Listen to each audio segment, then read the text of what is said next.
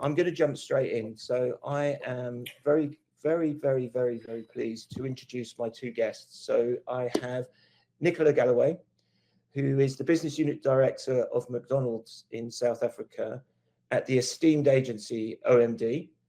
It's the powerhouse behind some of the country's most ambitious brand campaigns. Nicola leads strategy for some of the world's most iconic accounts. Certainly McDonald's is one of those. And she steered standout work, including winning the Grimace Festival campaign, which earned bronze at the Smarties South Africa for its innovative use of media and 3D rich media. And she's known for marrying brand storytelling and measurable impact. And she champions mobile first creativities and pushing the boundaries. So we are very privileged to have her here.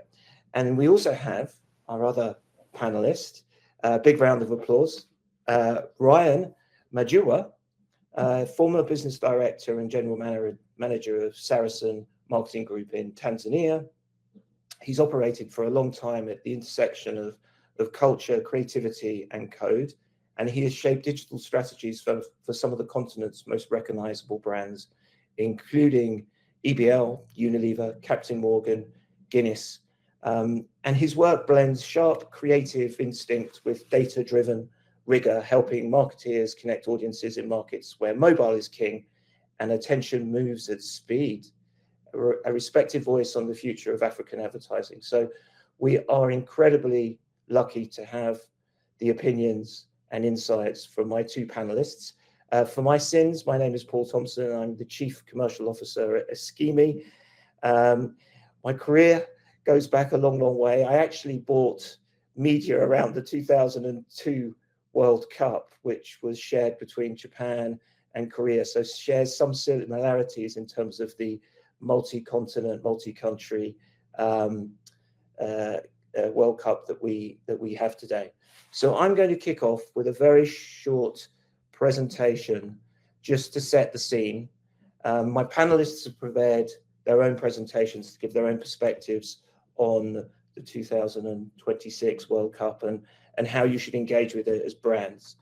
I'm just going to share my screen now. Hopefully everyone can see my screen. So I'm just going to go very, very quickly. So I was trying to think about some big ideas that I think will help shape the way that you want to approach the World Cup. And there is no getting away from the numbers. The sheer scale of the tournament is staggering. We now have 16 extra teams. So this is the first World Cup that covers 48 teams. The previous one was 32. 10 teams are coming from Africa. So Africa is actually the continent that has the most representation. 39 days of football, 104 matches, 16 cities. And actually for the first time, we are covering 3 countries. And I think that's going to be interesting in the sense that a lot of global brands associate themselves with the World Cup, but also we now have this phenomenon of large local brands, America being the largest advertising market in the world, but we will see local Mexican brands and local Canadian brands associating themselves with the tournament. 6 million fans due to tune in.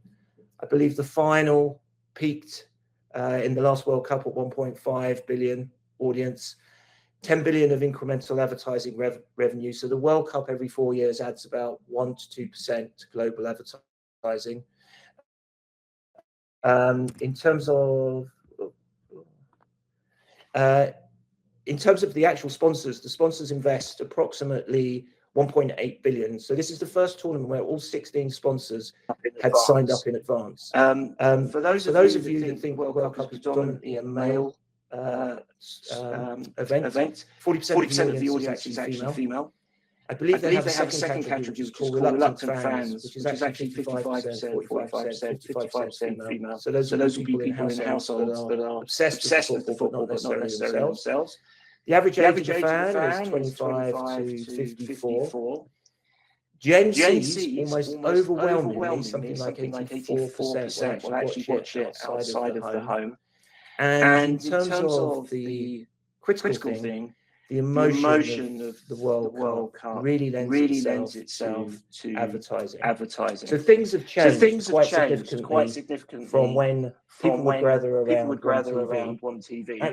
Actually, not too dissimilar to my very first experience in the World Cup in 1986, where actually it was all about shared viewing and everyone collectively getting together to watch it. But of course, the world that we live in is significantly more fragmented, and there are significantly more touch points.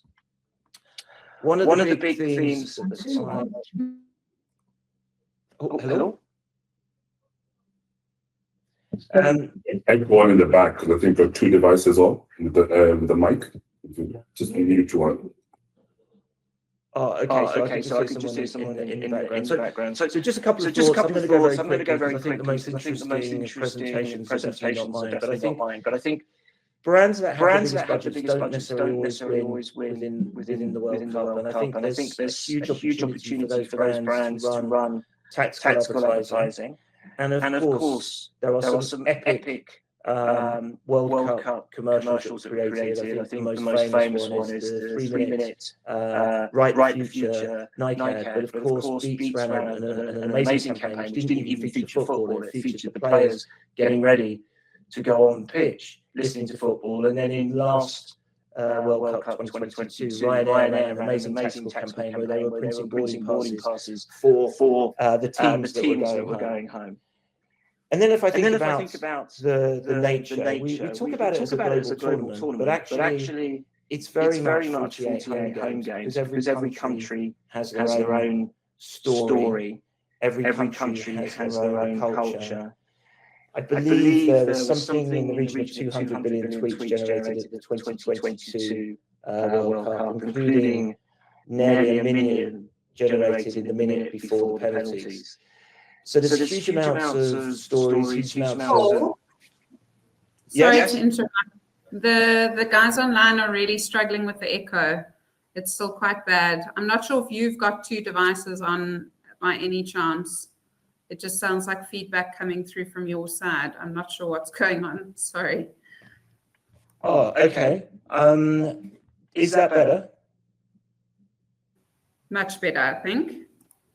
Okay, I've just changed the way that the mic was interacting with my... No, still not good. Sorry. Okay, let me just go. I'll go. It's off. Is that better? Yes, much better. There you go. And you look just as cool, just in case.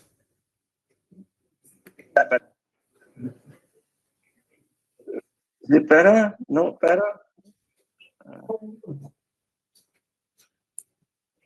Okay, let's try.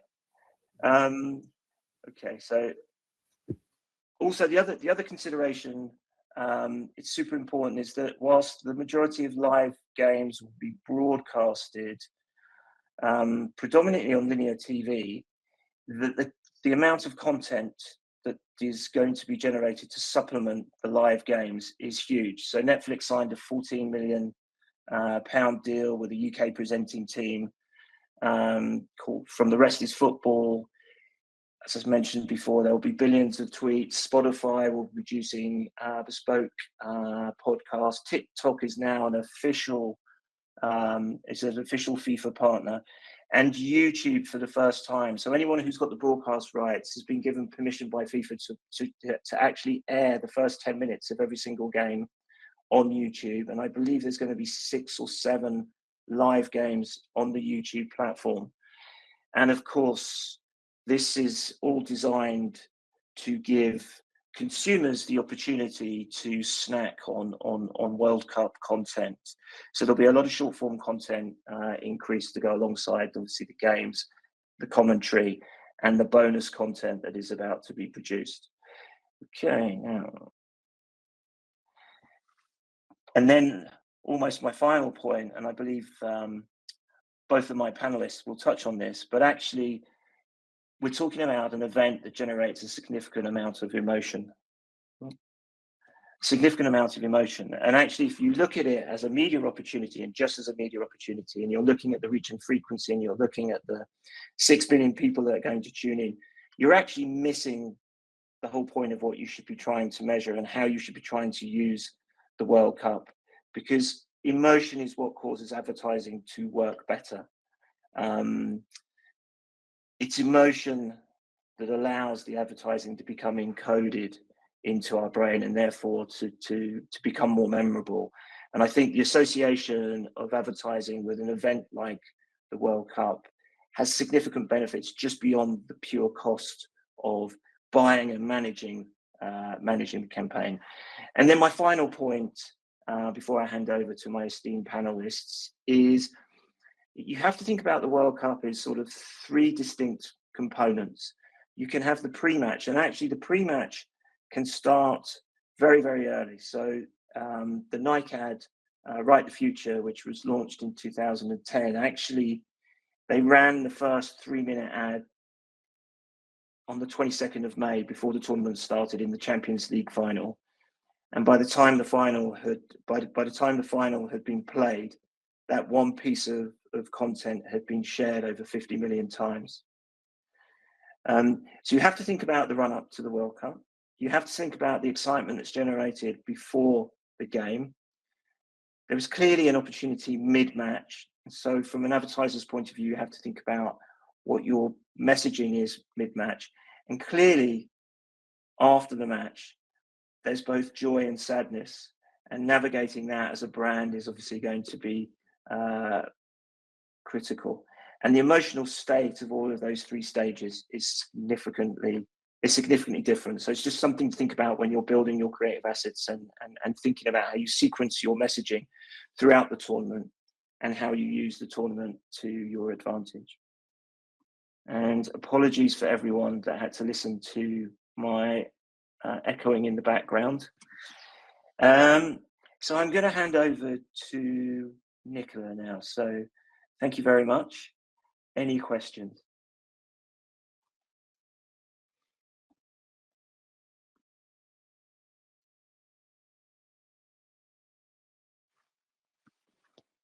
Brilliant. Hi, Paul. Nicola, thanks so much.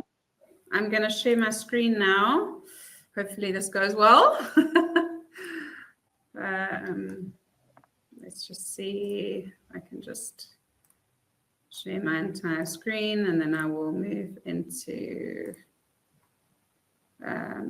can you just let me know if you can see my opening slide? Yes, I can see it. If you can just let me know if the comments from the room can see. Yes, we have comments. Okay, great. From the room. Thank you. Okay, brilliant.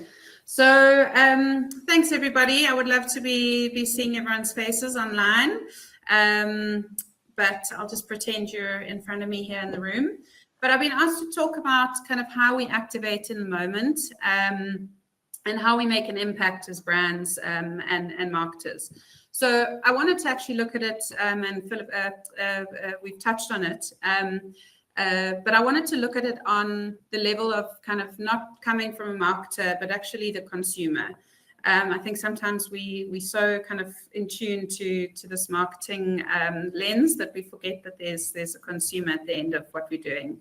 So I'm hoping this will share with sound, but I just wanted to play a little clip for us. It's here to break at pace. He's turning it through. It's on here now. The goalkeeper's beaten, and South Africa have their first goal. Sipiwe Shabalala, on the day he wins his 50th cap, has given South Africa a glorious moment. So this is it, right? It makes us smile. This is sport. This is everything. And I'm sure we all remember this moment back in 2010 on our opening game with Mexico. It was our first goal of the tournament, and I think it meant a lot to us as a nation.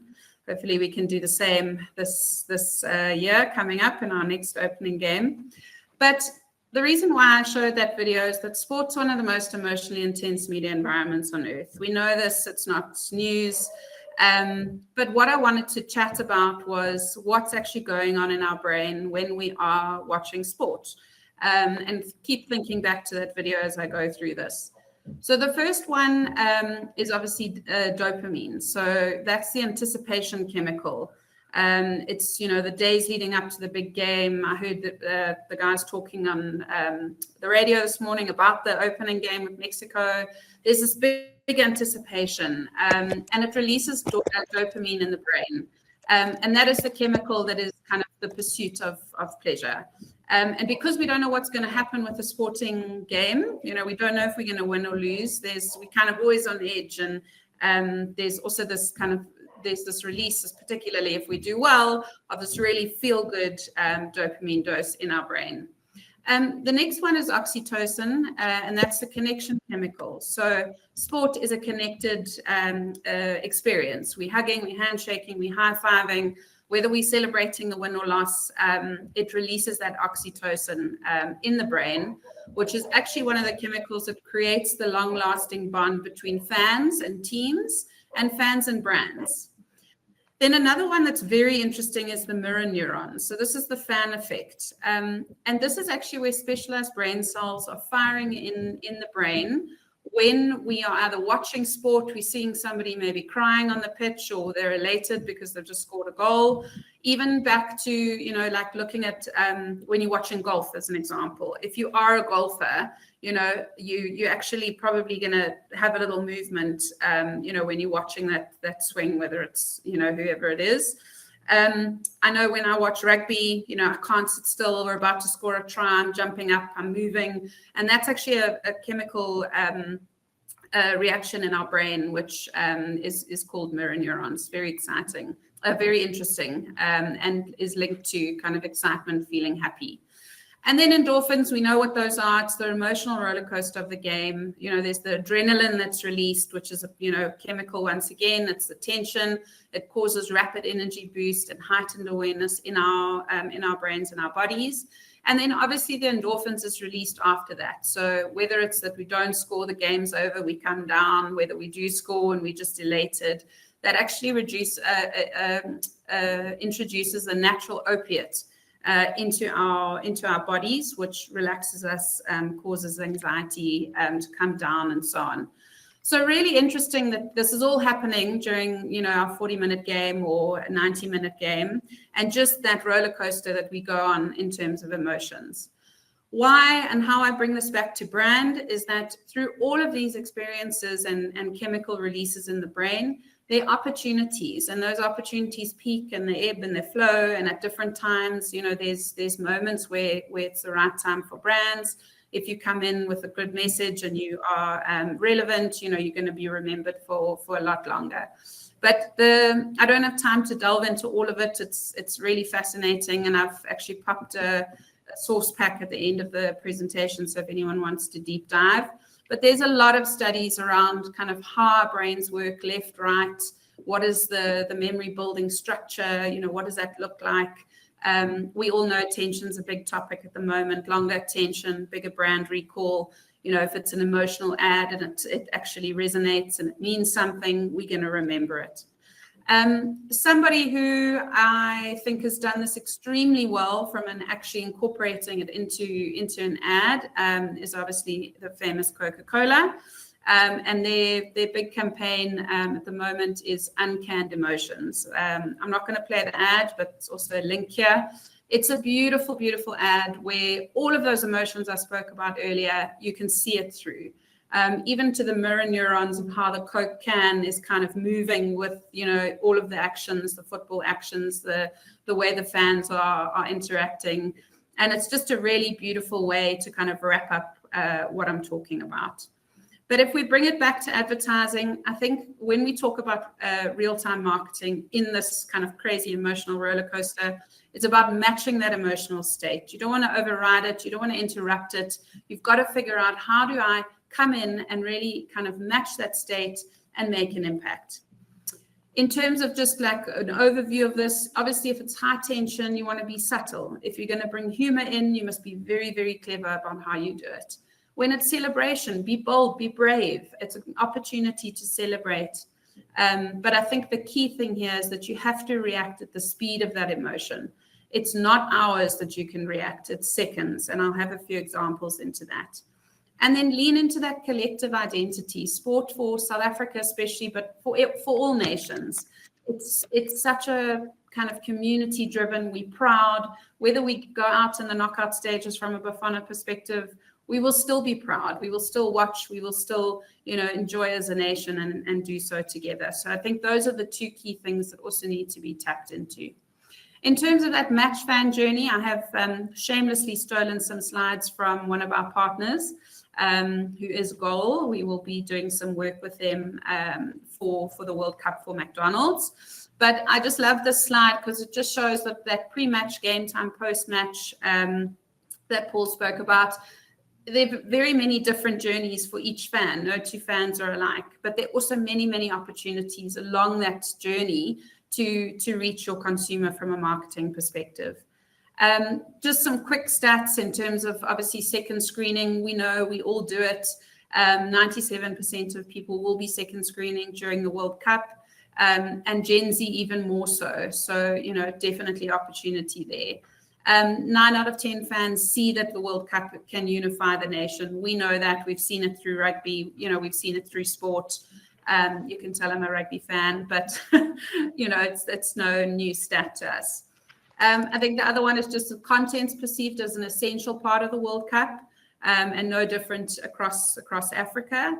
And then I think just in terms of how we're interacting on channels. So, not only Gen Z, they do over-index on digital touch points, but there are things like fantasy football, obviously highlights, there's social, there's websites, there's so many opportunities to have that conversation with your consumer. But I think in terms of real-time marketing, we've got the opportunity for the game, so that's your anticipation phase. People are researching, they're looking for lineups, predictions, their pre-match rituals that people, engage in. There's searching for merch, for tickets. You're socially scrolling, obviously that spikes. You're ordering different food online. There are lots of brands coming up with different FIFA meals and that kind of thing, so that peaks. I think your opportunity there is obviously predictive content, game-ready moments, make sure you've got content ready for games. Search and social priming, people are going to be searching a lot. And then obviously your channels, search and social, contextual placements, whether it's podcast or partner sites. Connected TV, huge opportunity here. And I mentioned football, fantasy football and gaming. During the game, I think the key thing here, it's live, it's at emotion phase. Your real true kind of gateway to this moment is the mobile phone. So it's heavily socially driven, memes, reactions, you're talking to friends, I can't believe that goal was scored. What are your opportunities there?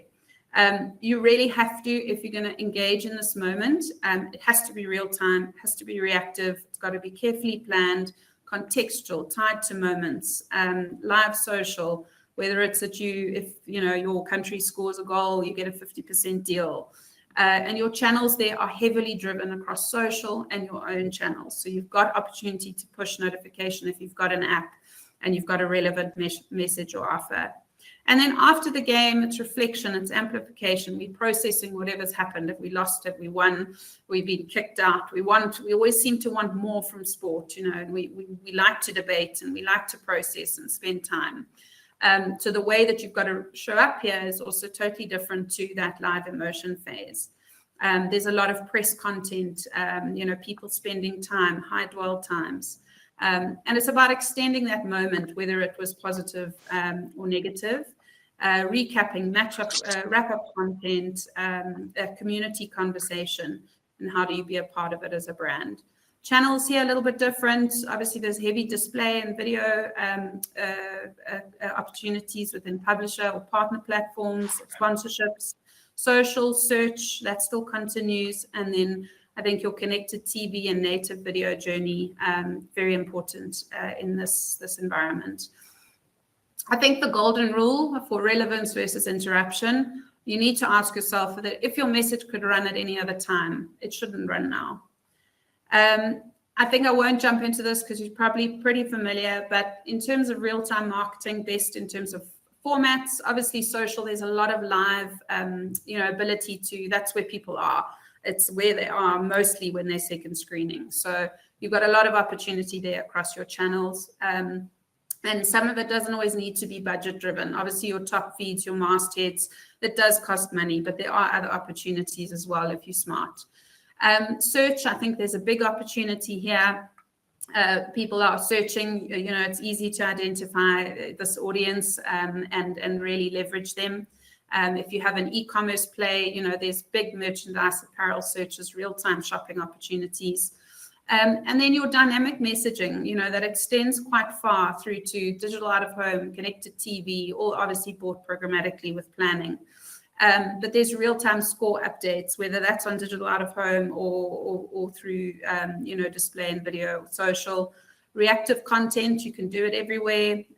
If you've planned it, there are hero billboards, there's in-stream, there's out-stream. There's a dynamic creative opportunity if you've planned ahead. And then I think the power of limited time offers if they're served in the right environment. And obviously all of this is underpinned by the mobile phone because that's where it's all going to happen.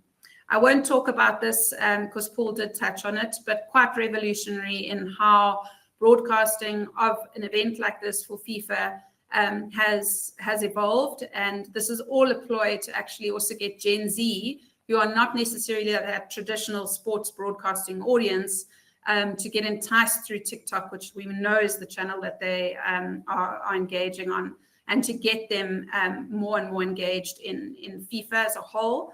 But also just making sure that everybody can play or can be a part of the game.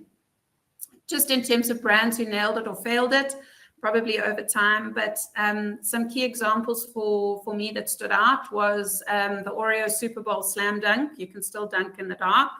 From 2013, there was a blackout during the Super Bowl for about 40 minutes. And Oreo responded within 10 minutes of that blackout with this creative. It was just a tweet. It was not fancy. They just had obviously done some planning for different scenarios. And it did extremely well. It trended, was exceptional. So I like this one because it wouldn't have cost a lot of money to do. And it trended organically. It was clever real-time marketing in its essence. Nike Write the Future, that was brought up. It was a very successful campaign, but interestingly with this one, because it was such a huge production, one of the big UK agencies shot at TVC with a very renowned Mexican film producer. It cost millions and millions of pounds, and it obviously had quite a strong storyline, but it had specific talent in it. An example of once the World Cup came around, one of the key players was actually dropped from the Brazil side, Ronaldinho, and some of the guys that they'd spearheaded for this campaign actually didn't have great seasons in 2010 for the World Cup. So it was lambasted a little bit in that regard because it lacked relevance and it sort of didn't land quite as well as if the players were all firing on all cylinders. Then just one example from 2025, the Philadelphia Eagles. They won the Super Bowl last year, and they actually broke all records for the most amount of merch sold within 24 hours after a championship win. And I think that was something obviously very planned, very carefully executed, particularly with e-commerce, with retail, you've got to be prepared and ready. And that was obviously a plan of theirs from the start. Should they win, this is what we want to do. One other example I thought of this morning, which is obviously Checker 60. I'm sure everybody's seen some of the Springbok ads where, the little Springboks going to the fruit counter and eating the kiwi during obviously the New Zealand, South Africa games. Very, very clever, not necessarily real-time marketing, but contextually relevant to South Africa. Also, they don't really own that moment in terms of sponsorship. So they've been very clever as to how to own it on more of a social level by just being smart with content and creative. So just some key takeaways from me. If you take away anything today, just remember that emotion drives attention. Make sure to match it, don't interrupt it. Speed is strategy. Real time means real time, and you have to plan for it. It's not something that comes easily, and it's not an easy thing to do. It's difficult to get right. Relevance wins, content beats creativity alone. And it's not about being the loudest. And this is probably one of my most important points. And it goes back to the Oreo example.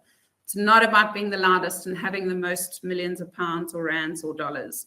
It's about being in sync with the feelings, so the emotions, what's happening in the brain, and the behavior of those fans. So just go back to the centricity of who those people are that you're talking to. Because I think if you've got that right, it will be very difficult to fail. Thank you so much.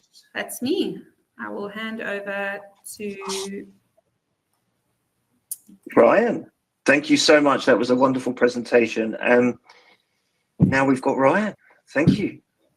Thank you very much, Nicola. I shall proceed to share my screen now.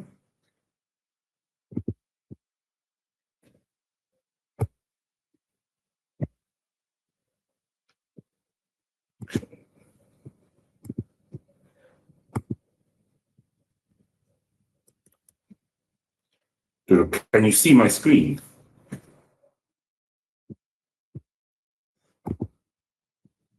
Not yet. Just 1 second.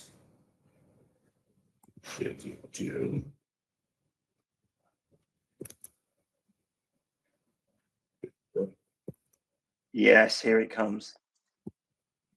All right. So, I don't know if I can do, oops. All right.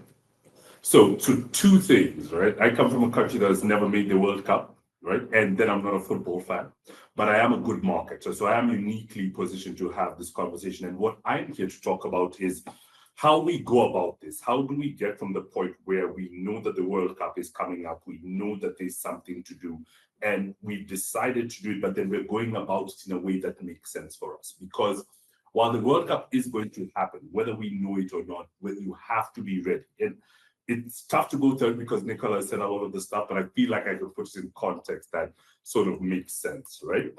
So the first thing to think about is that while the World Cup is coming up, there's a lot of brands that haven't yet launched their sponsorship.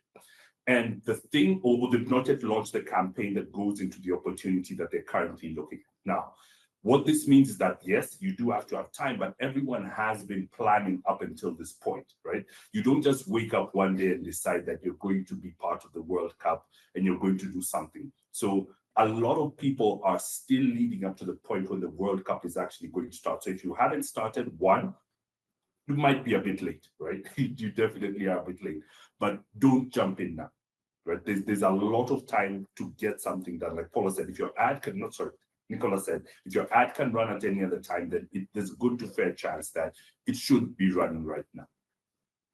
The other thing is set your objectives in and around the World Cup, or someone else will do it for you, right? And this is what I'm trying to say in terms of, if your objective is simply, let's do something for the World Cup, congratulations, you've already lost. And this is because the amount of money that it's going to cost and what it's going to take to get good creative going, to have a strategic thought that works for you, that has everything put in place so that you can successfully run a World Cup campaign and get your attention going, should have started happening months in advance, right? So teams that are working on strategy, usually in my experience, are working on things that are around the bend, around the corner.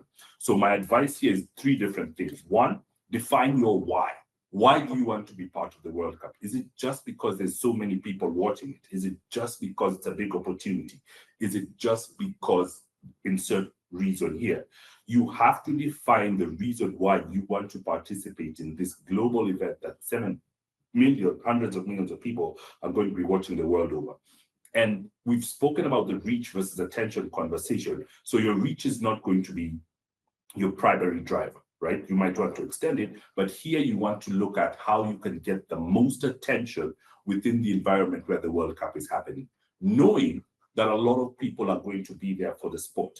right? There are going to be other people who are not necessarily there for the sport, but they're there for the funfair. But how do you then get the attention of those people if they are sport adjacent? These are conversations that you and your strategy team need to have. Number two is that your objective is going to drive your execution. If you do not have a solid objective of what it is that you are trying to achieve, then your execution is going to fall flat. Do you want to sell merch like the Eagles? Do you want to be super famous or get this instant moment of viral marketing like the Oreos guys? Do you want to have a drawn-out campaign like the Nike one? One of my favorite executions that happened during a sporting event, and Nicola, you might know this one, is the Castle Scram Pack. Instead of serving a 6-pack, they were serving an 8-pack. Having worked in FMCG, the production sort of pipeline that it takes to change from a 6-pack to an 8-pack is unbelievably complicated. And if a Rugby World Cup is happening at a fixed point in time, imagine what amount of planning and timing you have to be to do the production of the product, ensure that it's packaged, ensure that it moves from the distribution to the wholesaler, retailer, so that by the time that your communication is going out, the pretty pictures part of it is going out, then the 8-packs are already in trade. So that's the sort of planning and the sort of objectives that you need to have. Now, having the right objective will give you budget confidence. Budget confidence is when you know that it's worth putting this money behind the initiative that we're doing. So this is all around your planning and your strategizing and knowing the reason why you're getting in. The immense amount of eyeballs that are going to be in there you might end up as a flash in the pan if you're not able to set the right objectives, and you end up, getting knocked out in the early stages. Then it's been talked about in terms of, who your audience is. But before you get in and say that we've got so many people from our country watching, this is the screen that they're on. What do you know about these audiences? While a lot of the audiences are going to be coming here having a conversation about, yes, this is about national pride. Even people whose countries like mine don't necessarily make the World Cup, we are always supporting countries that are adjacent. For whatever reason now, what does that have to do with your audience, and how do you then approach communication if this is what you know? A lot of people are going to be signaling about their nationality. It's definitely going to drive a lot of affinity, and there are examples as to where people have used their country to drive their marketing. But is this something that you can do, and how do you do it? How do you segment your audience so that you know? And then, like channels have been spoken about multiply, your second screen is going to come first. And I say this not as someone who's not a fan of football, because I usually can't understand how a 90-minute game can go 0-0. Please don't shoot the messenger. The thinking here is that there's a lot of time outside of the games that's going to be spent interacting with the content that is not necessarily in between the lines and in between the 90 minutes. How do you plan for that? How do you plan for people who are going to be listening on radio? How do you plan for people who are going to be trying to stream highlights while sat at their desk at the office? I'm a basketball fan. March Madness games come at all sorts of times in the morning, and I always find myself adequately targeted. It's just one of those things that you have to be ready for. If you do not have an audience segmentation, you're going to end up fragmenting your investment over the millions and millions of potential channels and millions of potential consumers that you could be. So for here in Africa, if you're targeting us, have a conversation with the people who are providing, like Nicola said, connected TV services. Where are the adjacent events and the adjacent activities going to be happening? Are you segmenting by device as well as your demographic? Because that could then open you up to an audience that you had not been talking to before. That's giving your World Cup campaign a bit more effectiveness. And I can't stress this enough, but timing about these campaigns is everything, right? So Nicola spoke about specific moments with regard to the build up to the game and the drop off that comes with that, and the dopamine levels and how the body is reacting. I will say that during the tournament, there is also a way to communicate. And I think a brand that's currently doing it quite well, and they're not necessarily talking about the World Cup, is Savannah. They have Trevor Noah in country at the moment, who is trying to launch a team that's called Bafana. And because the tournament hasn't started and a lot of it is about team selection and press, the timing of what the campaign that they're doing now is going to start making sense the more and more it unrolls. So what's happening before the tournament? What is happening in the group stages? What's happening at the knockouts, and what's happening at the final? What should you be focused on at these different points of the stage of the tournament based on the emotional state of the world for one, but also what is the fan experiencing? In the pre-tournament, it's a lot about gathering information. What do we want to know? How do we get past, this team? What will happen if so-and-so meets so-and-so? What are the memes and the jokes being made about what the constitution of the group stages is? And as you go through the knockouts, what are the my dad's a social scientist or scientist in general, so he always likes to talk about the historical implications of two countries playing each other, especially when one might have been a colonial power to the other. So how can you understand the cultural context in terms of which things are happening and then place your communication at the right place for that message? And then as you build up to that emotional final. So map your campaign calendar to the tournament bracket, because every phase is going to demand that you show up to the market differently, and that you communicate differently. And irritation has been spoken about by Nicola as well. And the power for that is very, very high if you stand between the fans and their goal. The fans want to watch football more than they want to see your brand. So how can you put your brand in a place where it takes very little to notice it, drives high attention, drives the messaging, but is not in between them and what it is that they want to enjoy, which is particularly the football.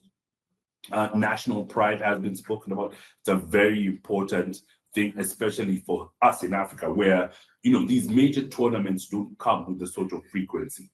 Now, I like the example that was given about dunking in the dark by Oreos, because it completely changed how marketing was for a very long time. We thought that, yes, something has happened, and instant marketing is not something that we could take advantage of. Now, not all of us are going to be able to have the sort of preparation that it takes to get a viral marketing moment like that.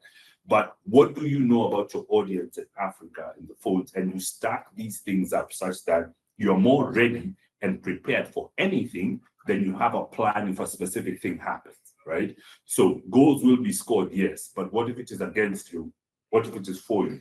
How do you then make sure that you're leveraging on this world stage, the national pride, to ensure that your brand is communicating in a way that makes it effective? And then when you're planning out how much it is that you're going to spend, I'd like to insist that you have to budget like a strategist, not a gambler. Have you got your objectives set? Do you have a cap on how much you want to spend? Have you gotten a strong tie-in between your brand idea and the season in which we find ourselves? Because if you do not have an objective, you're going to end up spending behind something that you can't quantify whether or not you're doing the right thing or the wrong thing, right? And a lot of this is seeming quite generic and agnostic, but it's a channel agnostic, but it does go to show that it does apply across the board. The idea that you'd like to be putting through, right? And I like the phrase that was used, if your ad can run at any other time, then it shouldn't be running now.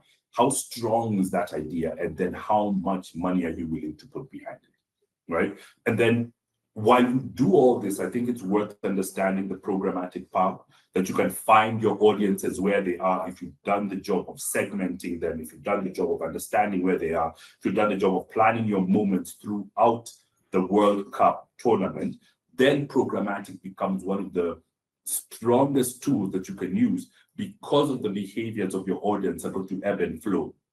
As their emotion ebbs and flows, then you'll be able to find them with your communication wherever it is that you put it, because of programmatic nature.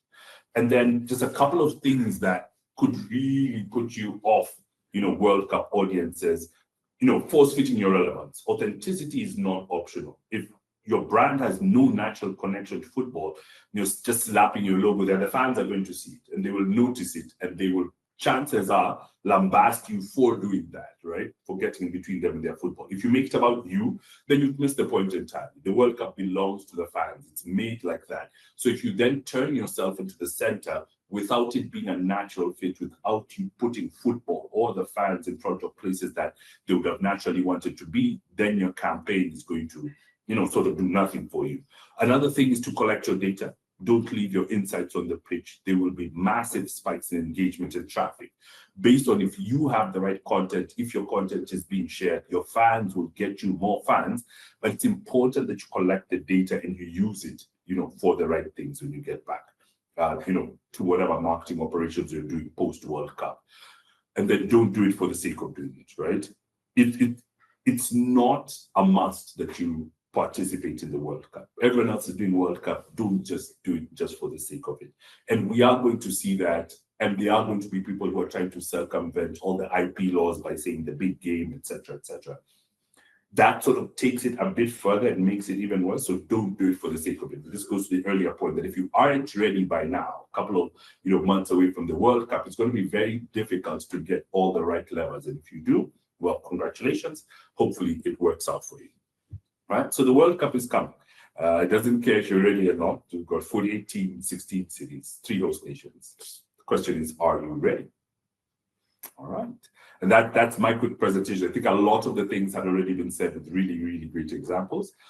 So yeah, here we are. Thank you very much. Brilliant. Thank you. Thank you to both of you, actually. Excellent presentations. Ryan, I think a brilliant framing of media planning, whether it's, think about the strategy, don't gamble the media budget away. And oxytocin, I think that's the human hormone or the sales hormone. So we have to be in a room to generate it, but it's a real thing. And it's a very powerful reason why not doing these things online and doing them in person is super important. I've got a series of questions. I will start with Nicola. The first question is, if a brand, in your opinion, had to prioritize one thing to get right for this World Cup in 2026, what would you advise them to do? And the second bonus part of the question is, why do you think so many brands still make mistakes? Cool. Over to Nicola. Thanks, Paul. I think I jotted down some things, but it was brought up by Ryan. I think to really get it right, you need to understand why you are there. And it's quite a hard thing, I think, as maybe the agencies, because we're often pushed by our brands and our clients. Well, it's the World Cup, we've got to be there. But I think if you arm yourself with the insights, with the data, with the audience data and the segmentation, and make sure that your why and your who. So why are you doing it and who are you talking to? The what and the how is planning and execution. But your why is really important, and your who. So I think if you focus on those two things, and be brave, as Ryan said, if it's not right and it's not a natural fit, and you're trying to force fit this puzzle piece that doesn't work, walk away from it. Be bold as a brand, be brave, and find your why. Because then it is a gamble on your money, a flash in the pan, as Ryan said, and won't necessarily make an impact. And I think maybe to your second point, just why a lot of people are getting it wrong. I think we don't possibly spend enough time in that planning phase. We are just rolling and rushing from one campaign to the next, to the next, to the next. And it's very difficult to think when you don't have time. It's difficult to plan, and it's difficult for the creatives to come up with amazing ideas when they're not given the time. So I think if everybody in their various disciplines is given time to think and do our jobs, the campaigns would come a lot more naturally. Brilliant. And Ryan, I know you covered a lot of this in your presentation, but it'd be good just to get a couple of sound bites from you as well. I think it's definitely that rush towards it, right? You see these billions of people who are going to potentially watch this, and you can't help yourself. It is a media planner's dream to say, I've got a captive audience. They are going to be paying. And in theory, you're right, that you've got a captive audience who are going to be watching the game, not your brand, for 90 minutes. They're going to be paying attention to the fouls and the red cards and not your brand. So it's that misplaced understanding of where the attention is going to be, and then trying to get it by doing what you've always done. And that's what sort of mismatches what you get and what you have planned, and why so many brands tend to get it wrong inadvertently. No one is going out and trying to bomb $1 million campaign. They genuinely, and I believe this, because I genuinely do think they have something, and then it just turns out that the insight was single-minded and tended to be the thing that got them. Yeah. Thank you. And maybe, I mean, Paul, I'm amazed. just to add on that very quickly, I think sometimes as advertisers, we also go so big in our thinking. And sometimes maybe we don't have that investment behind it. Just a small, smart, simple idea. Go back to the Oreo example. It didn't cost a lot of money. It was just clever, and it was based on obviously an insight and possibly a murmuring of something that was going to happen. So just also remember that there's a lot of power in the small things. It doesn't always have to be a huge, big budget production, with lots of dollars behind it. I think that's a brilliant observation. I mean, I think from a brand point of view, being able to move and make decisions and make creative incredibly quickly to capitalize on those moments pays back huge dividends, but the organization has to be agile and nimble and almost actually has to think ahead in terms of those tactical activations and what it means, because the results can go either way. And there will be moments in each of those matches which will raise the emotional stakes which they can capitalize on. So I have a sort of bit of a personal question, because I think media is so much more complicated than it's ever been. It's so much more fragmented than it's ever been, and it's moving so quickly. So I'll start with Ryan on this question, but it's equally important for you to have this one as well, Nicola. What changes do you think over the last 4 years? So if we go back to 2022, which was the last World Cup, what do you think brands can do now that they couldn't have done 4 years ago? Or do you think they'll just be able to do the same things? Do you think there's a difference in this 4-year period in terms of how they behave and the opportunity? So I take it slightly even back further. So 2020, right? We get the World Cup delayed for a bit. We have used the awesome logo because of that. But since that 2020, how we consume, how we want to participate, what we think of brands, the place that brands takes up within the global zeitgeist now is completely different because of the events of time. And the thing that brands will need to do is genuinely find that point of connection. Otherwise, we will realize quite quickly why they should not be, right? And that, I believe, is the linchpin. So between 2022, maybe brands were still at that point where, yeah, we can do our thing in this space where there are a couple of million people. Now we are going to have to be consumer focused and insight driven and segment to the point where we might be okay with a couple of million people not seeing us. So yes, brands are going to have to behave differently because consumers are differently, because community looks different, and where I want to participate in and where I want to spend my money is now more than ever a reflection of who I think I am within the world, right? Now, that might also be me coloring with my pens in there a little bit, but I do think the evolution of the consumer has happened in a point where marketing can't take it for granted anymore that, yes, you're big on the world stage, you do have all these audiences, so what are you saying? What do you then want us to do, given you have such a big and powerful voice? We're not just going to be able to swing the tide and make people spike up in terms of consumption like they did before. Yeah, I think that's one of the things that I genuinely believe is the difference. Nicola, same question to you. Thanks, Paul.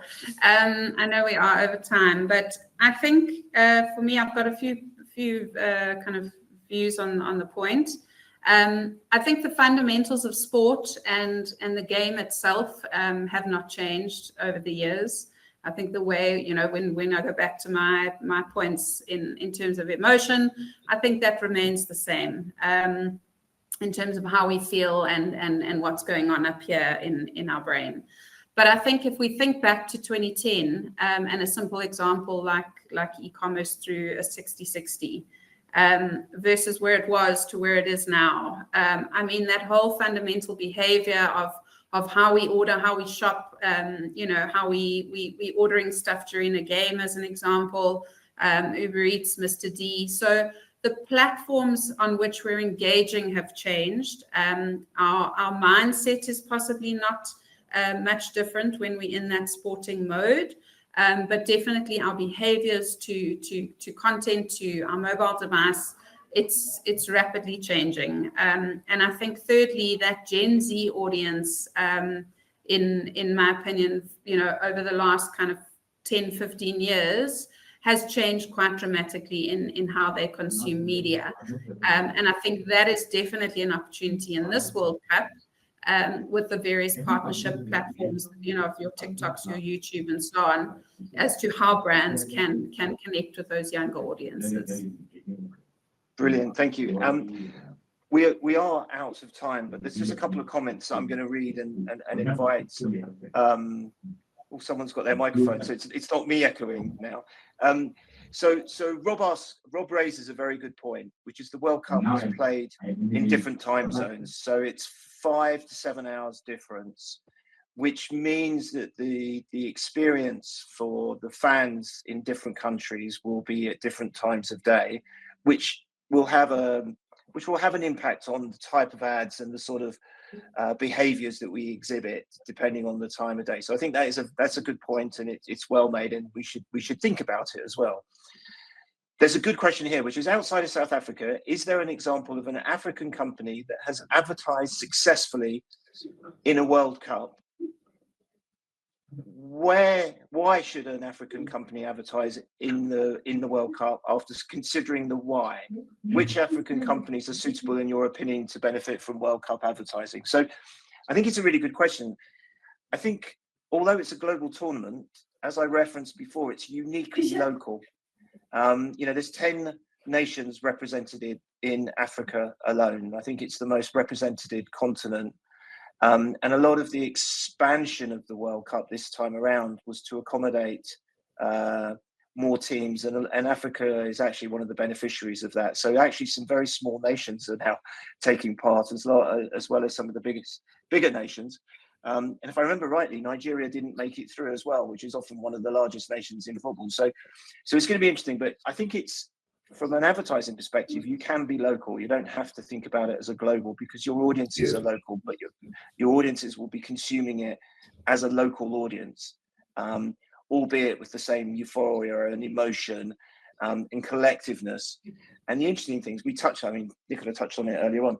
The behaviors are the same. Everyone will be going to Uber Eats. Everyone will be second screening. Everyone will be sitting with friends and family. The younger generation will probably be out. So I think there's a lot of commonality, even though it's a global event. But Ryan and Nicola, just to finish off, Nicola, how would you answer that question? Thanks, Paul. So, look, I mean, Africa, the African markets are so diverse, and it's not a blanket approach across the different markets. So if you're talking about how to obviously, you know, market locally in those various markets, you can't just apply the same approach. Obviously, being a brand of McDonald's, we don't have that reach into Africa. I don't have off the top of my head sort of one brand that's doing it well, but I suppose, you know, one of your telcos would probably be a good fit, because it's that community, it's that connection, and that would be something that spans across relevance, you know, across the various markets. So I'm not sure if I'm quite answering the question, but I think for me, it just comes down to relevance again, understanding your audience in market. Is that brand going to fit with that audience? And obviously your platforms change depending on where you are in the African continent, but your behaviors remain the same. And Ryan, just to close it out. Just to close us out. So if this Andrew is who I think it is, which I highly suspect because I'm the one who sent them the link, this is what happens when your country doesn't make the World Cup, right? We think that we have to do the global thing and be there with everyone. In Zambia, the country doesn't make the World Cup. Mosi Lager does a great job because of their association with football. Maggi cooking cubes in the western part of Africa as well. And the reason for this is that they don't take the World Cup in its entirety. They take the moment. So I think Maggie was talking about this, the food that is served, so that you don't dirty the jersey that you're watching the game. And it was a great campaign, very small, and it's a cooking cube. It's basically bouillon, right? We would never see it if we didn't travel to the country. And the same thing with Mosi Lager, right? It's a local beer. They say that this is the beer to watch the game wherever you are, right? So that they stand true to themselves. So those are two companies in Africa. Now, given their why is, I would like to reach football fans within my market right? And I know where they are and I know how they are. To the point that Nicola is making, that the planning needs to be on point. You have to know what you're doing. Your time needs to be great.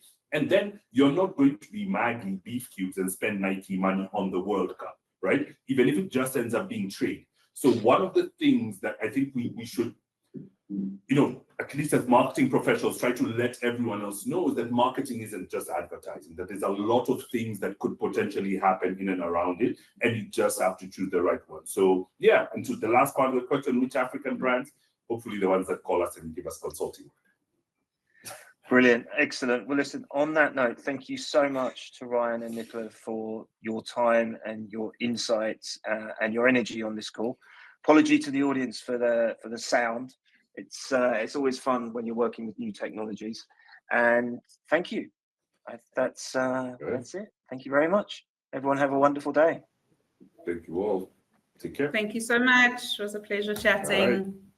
Bye-bye. Bye-bye. Have a